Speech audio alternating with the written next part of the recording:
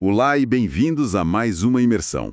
A nossa missão de hoje é a mergulhar de cabeça e desmistificar um documento governamental que, para quem encontra pela primeira vez... Parece grego, né? Exato.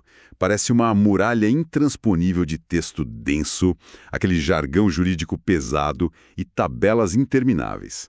Nós estamos falando da Norma Regulamentadora 04. A famosa NR04. Isso, que passou por uma modernização imensa e muito aguardada agora, no ano de 2022. E o nosso grande objetivo nessa imersão de hoje é revelar os bastidores. A engenharia oculta da coisa toda. Perfeito. A engenharia de como a saúde e a segurança no ambiente de trabalho são arquitetadas, calculadas e, o mais importante de tudo, implementadas no dia a dia. Porque para qualquer pessoa que nos ouve agora e que trabalha em uma empresa sob o regime da CLT ou até em órgãos estatais, existe uma engrenagem invisível operando ali. Uma engrenagem operando nos bastidores do escritório, da fábrica, da loja. Uhum. E essa engrenagem é o SES-MT, que é a sigla para Serviços Especializados em Segurança e Medicina do Trabalho. E a nossa proposta hoje é mostrar que esse tema passa muito longe de ser apenas uma burocracia de gaveta, sabe? Aquela papelada que a gente assina no primeiro dia de trabalho lá no RH e simplesmente esquece. Não é só compliance. Exatamente. É um sistema fascinante, um sistema super estratégico de proteção à vida, tipo um escudo invisível que é desenhado sob medida com base na matemática pura do perigo. E esse é um ponto de partida excelente para a nossa discussão, porque quando a gente analisa o material de origem em profundidade, mergulhando de verdade nas portarias e nos anexos da NR04, a gente percebe rapidamente que vai muito além de evitar multas trabalhistas. Essas normas revelam profundamente como a sociedade e o Estado valorizam, medem e classificam as diferentes profissões e os riscos de cada uma delas. Existe uma racionalidade quase algorítmica na forma como esses recursos humanos são distribuídos pelo país para garantir a integridade física de quem trabalha. Certo. Vamos desempacotar isso, começando pelo que a gente pode chamar carinhosamente de o esquadrão da segurança da empresa. O famoso esquadrão. O que exatamente é o CSSMT na prática e quem tem o direito de fazer parte desse grupo tão exclusivo? Porque lendo a norma fica muito claro que uma empresa não pode pegar um funcionário de outro departamento que está ali com o tempo livre e dizer que agora ele cuida da segurança. De jeito nenhum. O grupo é estritamente formado por uma elite de especialistas certificados. A gente está falando de 5 perfis muito bem definidos, né? Isso. O médico do trabalho, o engenheiro de segurança do trabalho, o técnico de segurança do trabalho, o enfermeiro do trabalho e o auxiliar ou técnico em enfermagem do trabalho. E o que eles fazem no chão de fábrica ou nos corredores lá do mundo corporativo? Bom, eles elaboram inventários de riscos, implementam medidas de prevenção para evitar que os acidentes sequer aconteçam e investigam a fundo as doenças e acidentes quando eles ocorrem. E, claro, eles interagem o tempo todo com a CIPA, que é aquela comissão interna formada pelos próprios trabalhadores. Exato. A CIPA é uma ponte vital entre a gestão técnica e quem está lá operando as máquinas. Mas olha só, no meio de todas essas atribuições complexas, uma coisa me deixou absolutamente impressionado. Eu estava lendo sobre os poderes que esse grupo tem e parece que eles podem literalmente mandar parar a empresa inteira se encontrarem algo errado. É isso mesmo? Exatamente isso. E você tocou no ponto de maior tensão e autoridade da norma. O que você leu está lá detalhado na linha H do item 4.3.1. A linha H. Isso.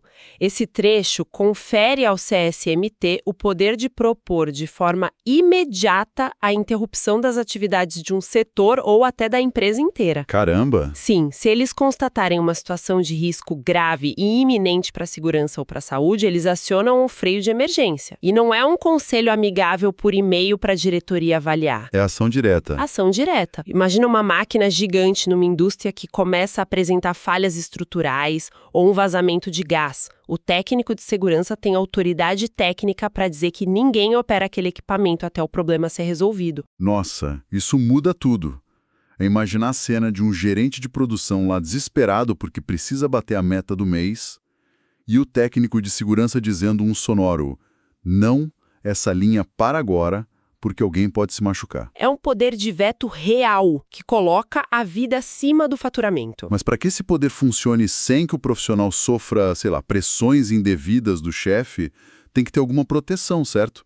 Como a norma garante a autonomia deles? O que é fascinante aqui é a regra de dedicação exclusiva. O item 4.3.8 da norma é categórico.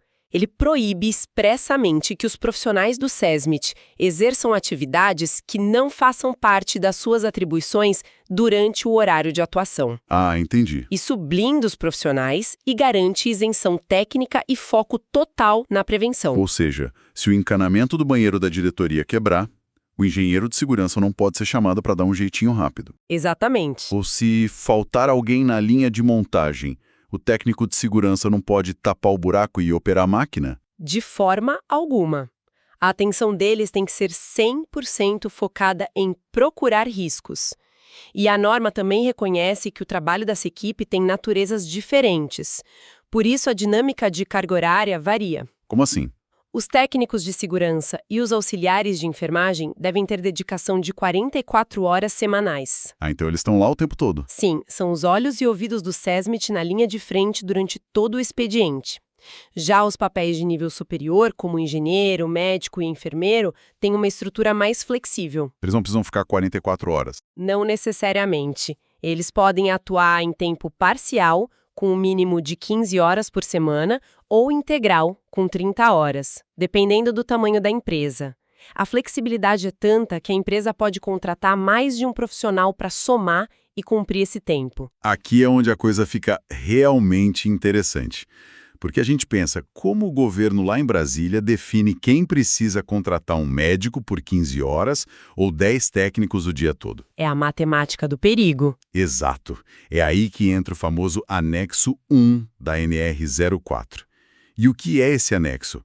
É basicamente uma matriz gigantesca que cruza todas as atividades econômicas do Brasil, o famoso CNAE, e atribui um grau de risco de 1 a 4. Onde 1 é o risco mais leve e 4 é o risco máximo. E olhar para essa lista é uma experiência maluca. Faz a gente repensar como o mundo funciona. Sem dúvida. É o Estado catalogando minuciosamente o quão perigoso é ganhar a vida fazendo cada produto ou serviço. Vamos passar por alguns exemplos para quem está ouvindo entender o contraste. No grau 1, risco leve, a gente encontra coisas que fazem total sentido, tipo Banco Central, empresas de software, agências de viagens, comércio de livros. O maior perigo aí talvez seja um corte com papel, né? Ou tropeçar num fio, exato. Aí no grau 2, o risco moderado, a coisa sobe um degrau. Confecção de roupas, comércio atacadista de alimentos, salões de beleza, rádio e TV. Tem máquina de costura, química de cabelo, caixa pesada. Mas quando chegamos no grau 3, o risco alto, é aqui que a gente toma um susto. Temos hospitais, abate de animais e agricultura. Tudo bem, mas a fabricação de sorvetes também é classificada como grau de risco 3. E isso sempre surpreende a galera. Eu fiquei de boca aberta. Pera, fazer sorvete tem o mesmo nível de perigo de trabalhar num matadouro? Como isso é possível? É o tipo de surpresa que torna essa norma reveladora. A nossa intuição é pensar no sorvete de casquinha no domingo de sol. Sim, uma coisa super tranquila. Mas a NR04 olha para os bastidores industriais. Uma fábrica de sorvetes em escala industrial tem maquinário pesado, piso escorregadio e o grande vilão silencioso que é o sistema de refrigeração. Ah, refrigeração. Eles usam toneladas de amônia líquida. É um gás extremamente tóxico sob alta pressão para os túneis de congelamento. Um vazamento de amônia em ambiente fechado é uma emergência química fatal em minutos. Caramba. A gente nunca pensa na amônia industrial quando está tomando um picolé. Fora o choque térmico constante e os riscos ergonômicos de movimentar aquelas cargas todas. É um choque de realidade mesmo. E para completar a lista, temos o grau 4, risco máximo absoluto. Aí não tem pegadinha, é o perigo clássico mesmo. Extração de carvão, fabricação de explosivos, fundição de aço. Tudo que envolve risco severo e constante. Mas isso me traz uma dúvida muito prática. Muitas empresas fazem mais de uma coisa no mesmo endereço físico. Imagina que um grupo tem uma fábrica e um escritório no mesmo terreno. Como a matemática resolve esse empate? Essa é uma dor de cabeça corporativa comum. O item 4.5.1.2.1 traz a regra de desempate. O SESMIT se vincula à atividade preponderante do local. Que é a que tem mais funcionários, né? Isso. Mas e se houver um empate exato de pessoas? Pois é, imagina uma fábrica de peças automotivas. Num galpão, temos 100 pessoas operando prensas gigantes, risco altíssimo. No prédio espelhado da frente, um call center enorme com 100 operadores de telemarketing no ar-condicionado. Empate de 100 a 100. Quem vence? A regra entra em ação de forma implacável. Em caso de empate, é considerada a atividade com um maior grau de risco. Então o galpão vence o escritório. Sempre pende para o lado da precaução máxima. O risco maior contamina o cálculo de todo o ambiente, então os 200 funcionários vão exigir uma equipe de segurança muito mais robusta. É um nível de inteligência preventiva brilhante. Para nossa audiência que está ouvindo agora no trânsito ou no home office, pensem nisto. A cadeira onde sentam, o edifício, tudo passou por essa matriz matemática do anexo 1 do governo para definir quem cuida da sua segurança. Exatamente. Mas ter o grau de risco é só a primeira peça do quebra-cabeças corporativo. A segunda peça é cruzar isso com o número de funcionários, lá no anexo 2. É a tabela mestra. O cruzamento exato do risco com a quantidade de pessoas é o que dá vida ao SESMIT. E a diferença que o grau de risco faz é brutal. Se pegarmos uma empresa de risco 4, a fundição de aço que a gente falou, ela já é obrigada a contratar um técnico de segurança a partir de 50 trabalhadores. 50 pessoas e o esquadrão começa a ser montado. Exato. Mas uma empresa de risco 1, tipo uma agência de publicidade enorme, pode ir crescendo e só vai precisar desse técnico quando passar da marca de 500 trabalhadores. É a gravidade do risco ditando a velocidade da resposta corporativa. Só que na vida real, as empresas não são blocos uniformes. Algumas têm uma mega fábrica, outras têm dezenas de filiais pequenas. Como a NR04 amarra isso tudo? Para lidar com essa diversidade, a norma prevê 4 modalidades de SESMIT. A primeira é o SESMIT individual, que é a regra clássica. Se uma unidade atinge sozinha os números, ela forma o próprio SESMIT no local. Perfeito, fácil de entender.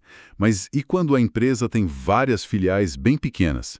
Tipo um laboratório de exames com a matriz e 30 postos de coleta espalhados pelos bairros com 5 pessoas cada. Aí entra a segunda modalidade, o SESMIT regionalizado. A matriz que atingiu a cota adota essas filiais menores do mesmo estado. O escudo de proteção se estende pela cidade, somando todo mundo no cálculo. E se nenhuma filial atinge a cota sozinha? Essa é a terceira modalidade, o SESMIT estadual. Imagina uma rede de lojas de roupas em shoppings. Somando todos os funcionários do estado, eles ultrapassam o limite da tabela. Então a empresa não pode dar desculpa. Ela é obrigada a formar um único SESMIT centralizado no estado. Ah, entendi. E ainda tem a quarta modalidade, que é super moderna, parece um condomínio de segurança. Se conectarmos isso ao panorama geral das novas dinâmicas econômicas, vemos a importância do SESMIT compartilhado. É uma revolução para reduzir custos. Como funciona? Várias empresas do mesmo setor, tipo 3 transportadoras pequenas no mesmo polo industrial, podem se unir.